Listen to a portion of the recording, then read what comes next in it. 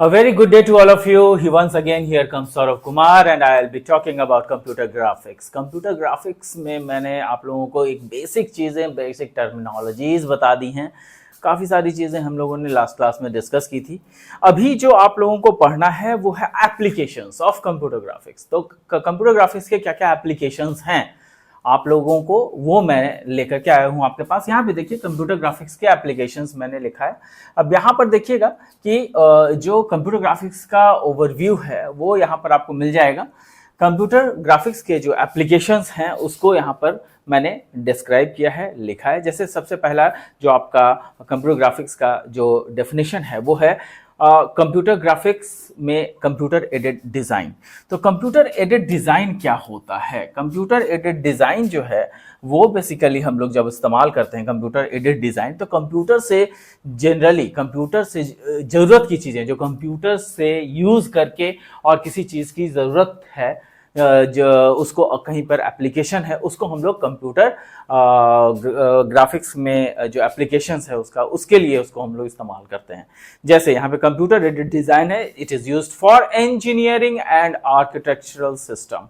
तो यहाँ पर इंजीनियरिंग और आर्किटेक्चरल सिस्टम से रिलेटेड चीज़ों पर यूज़ किया जाता है। आगे देखिएगा तो इसमें और कौन कौन सी चीज़ें हैं। इसमें है आपका ऑब्जेक्ट्स विच में बी डिस्प्लेड इन वायर फ्रेम। कहने का मतलब कि जो है कोई भी ऑब्जेक्ट्स है उसको अगर हम लोग दर्शाना चाहते हैं तो यहाँ पर किसी न किसी तरीके से दर्शा सकते हैं, जिसको कि वायर फ्रेम। यहाँ पर देखिएगा कि आपका वर्ड यूज हुआ है वायर फ्रेम। यहाँ पर उस वायर फ्रेम को ध्यान में दीजिएगा। ये जो ऑब्जेक्ट्स हैं वो डिस्प्ले किए जाते हैं वायर फ्रेम में। वायर फ्रेम आउटलाइन फॉर्म का मतलब क्या है? सपोज कीजिए कि अगर मान लिया आपका एक शक्ल बनाया जाए तो ये इस तरीके से एक आदमी का शक्ल बनेगा, है ना। इसका ये जो है पैर है, इसका ये हाथ है। तो इस तरीके से ये कैसे बना? तो ये वायर, जैसे वायर मुड़ सकता है वैसे वैसे हम लोगों ने यहाँ पे मोड़ दिया है। तो ये चीज़ें जो है यहाँ पे आपको देखने को मिलेंगी। तो ये सारी चीज़ें जो है वायर फ्रेम कहलाती है। एक आउटलाइन बनाता है ये, है ना। और ये जो है कई बार जो है आपको ग्राफिक्स जो मल्टी विंडो एनवायरनमेंट क्रिएट करके देगा, मतलब कई सारे विंडो क्रिएट कर सकते हैं हम लोग। तो वो आपको एक अलग चीज़ है जो कंप्यूटर ग्राफिक्स में मिलेगी। तो ये मैंने आपको लास्ट क्लास में भी बताया था कि जो डॉट डॉट डॉट ये सब पिक्सल्स होते हैं, है ना। और ये सारे पिक्सल्स अगर आसपास में एकदम जोड़ दिए जाएं तो ये लाइन क्रिएट करते हैं। उसी लाइन का ये आउटलाइन है, वही लाइनिंग है, उसी को यहाँ पे वायर फ्रेम के नाम से कहा गया है कि ये एक आउटलाइन फॉर्म होता है। तो अब यहाँ पर कंप्यूटर एडेड डिजाइन है। कंप्यूटर एडेड डिजाइन क्या है? It is used for engineering and architectural system और etcetera. Objects may be displayed in a wire frame outline form. Multi-window environment is also favored for producing various zooming scales। तो यहाँ पर कई बार जो है इसमें मल्टीपल, एक ही विंडो में कई सारे मल्टीपल विंडो क्रिएट किए जाते हैं। जैसे ये एक विंडो हुआ जिसमें कि ये चीजें लिखी गई हैं। एक दूसरा विंडो इसके ऊपर से क्रिएट किया गया है जिस पर कि मैं ऐसे मार्किंग कर रहा हूं, है ना। तो ये एक दूसरा विंडो है, मतलब एक विंडो पीछे उसके ऊपर एक अलग विंडो है जो कि क्या कर रहा है, इसी के स्केल में है और ये ट्रांसपेरेंट है। जहां पर मैं टच करूंगा वहीं पर वो लिखेगा। तो ये सारी चीजें जो है ये इलेक्ट्रॉनिक इलेक्ट्रॉनिक डिवाइसेस हैं उसकी ब्यूटी है ये कि कंप्यूटर ग्राफिक्स की मदद से हम लोगों ने इन चीज़ों को एक्वायर किया है।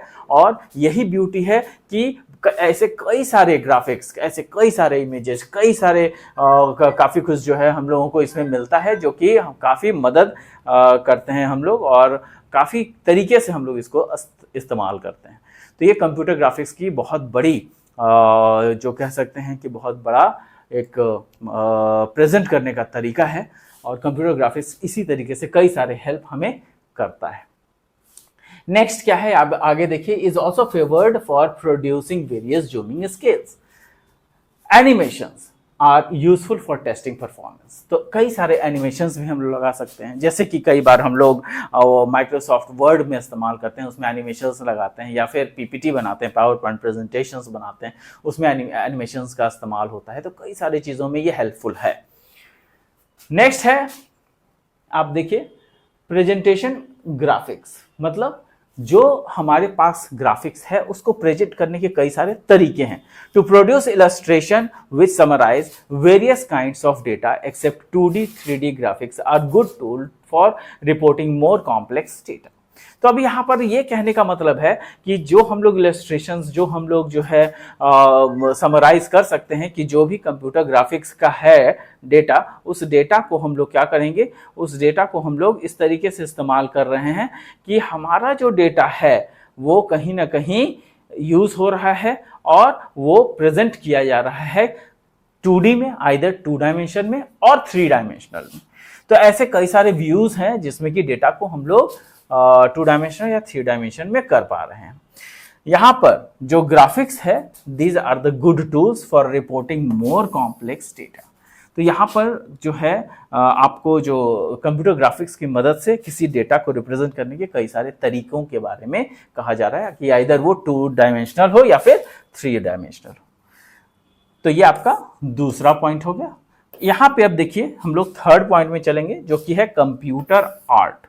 अब ये कंप्यूटर आर्ट क्या होता है? Painting packages are available with cordless pressure sensitive stylus. तो अब देखिएगा कि कई सारे पेंटिंग सब आ गए हैं। ये देखिए स्टाइलस, इसी को स्टाइलस कहते हैं।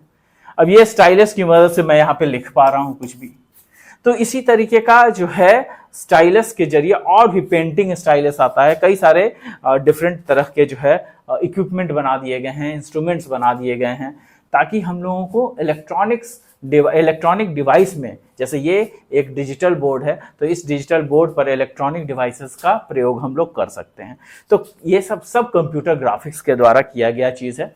और ये कंप्यूटर ग्राफिक्स हमें कई सारे काम करने का, कई सारे तरीके का काम करने का हम लोगों को एडवांटेज प्रदान करता है। यहाँ पर देखिए लिखा हुआ है painting packages are available. Painting packages है with cordless pressure sensitive stylus, जो कि यही आपको दिख रहा है।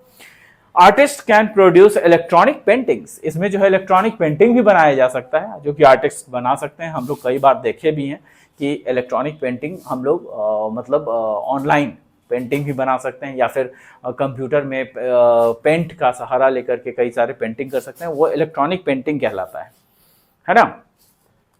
तो इस तरीके की चीज़ें, इसमें एनिमेशंस वगैरह सब बना सकते हैं हम लोग। आगे देखिए है कि कंप्यूटर ग्राफिक्स कहाँ कहाँ यूज में आता है, एप्लीकेशंस क्या है, सब एप्लीकेशंस पढ़ रहे हैं हम लोग। एंटरटेनमेंट में हम लोग देखते हैं कि जितने भी मूवीज़ वगैरह हैं वो सब इसमें आपको आ जाएंगे। कई सारे तरह का जो है एंटरटेनमेंट हो सकता है, जैसे यूट्यूब वगैरह पे जितना भी चीज़ दिया हुआ है वो सारा कुछ जो है हम लोग एंटरटेनमेंट के लिए यूटिलाइज करते हैं। तो यहाँ पे motion pictures, music, videos, TV shows और कंप्यूटर गेम्स, तो ये सारी चीज़ें जो है आपको जो है एंटरटेनमेंट के लिए मौजूद है कंप्यूटर ग्राफिक्स के जरिए। हम लोग कंप्यूटर ग्राफिक्स को एजुकेशनल एंड ट्रेनिंग पर्पस के लिए भी यूज़ करते हैं, जैसे अभी मैं कर रहा हूँ। तो ये एजुकेशनल एंड ट्रेनिंग पर्पस के लिए जो है कंप्यूटर ग्राफिक्स का यूजेस है यहाँ पे।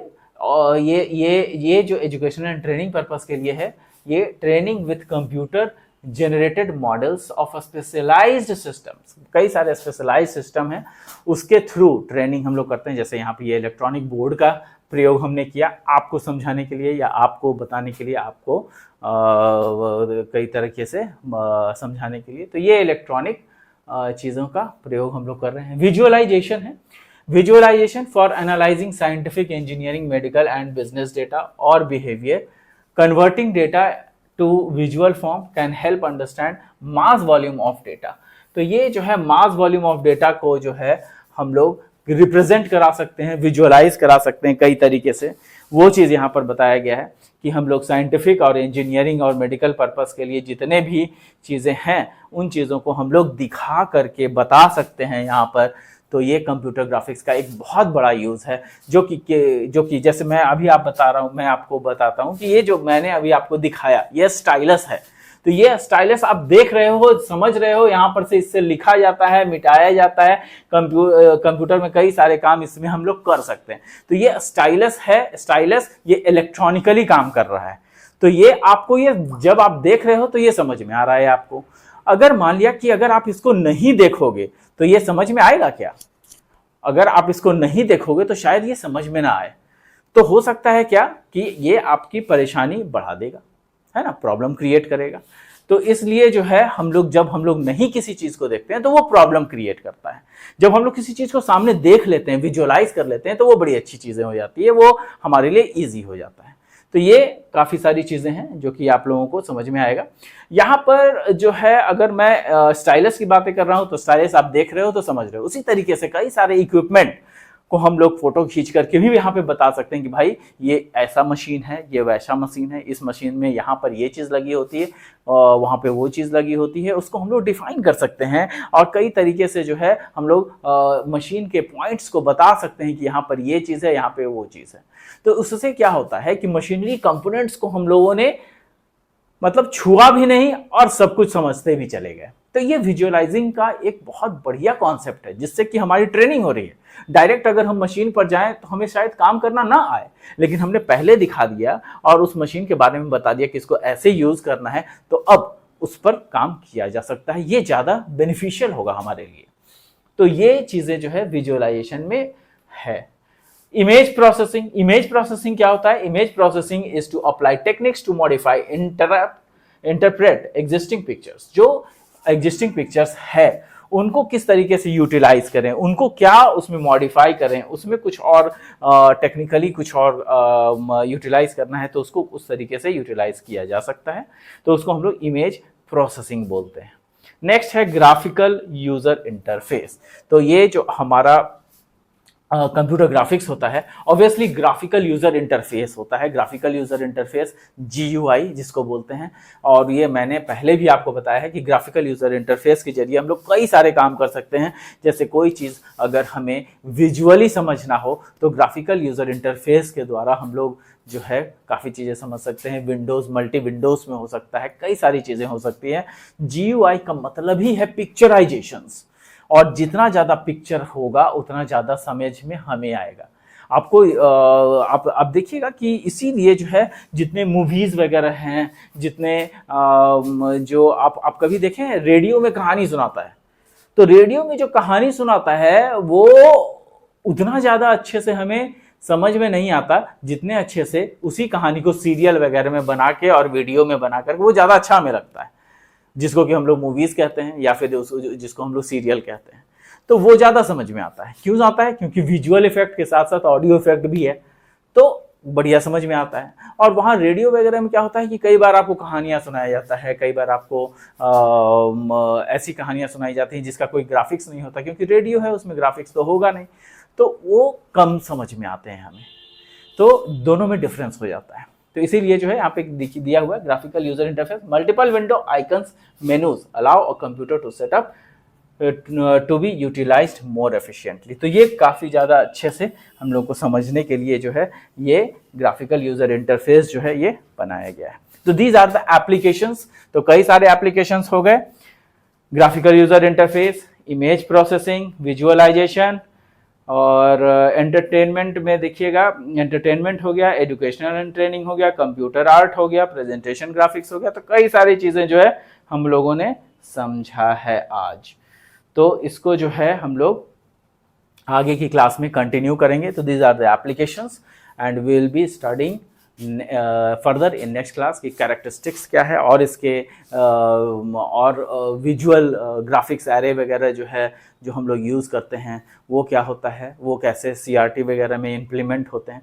तो वो सब चीज़ें हम लोग नेक्स्ट क्लास में करेंगे। Thank you guys, thanks a lot. I hope कि आप लोगों को मेरी क्लास अच्छी लगी होगी और काफ़ी बेनिफिशियल रही होगी।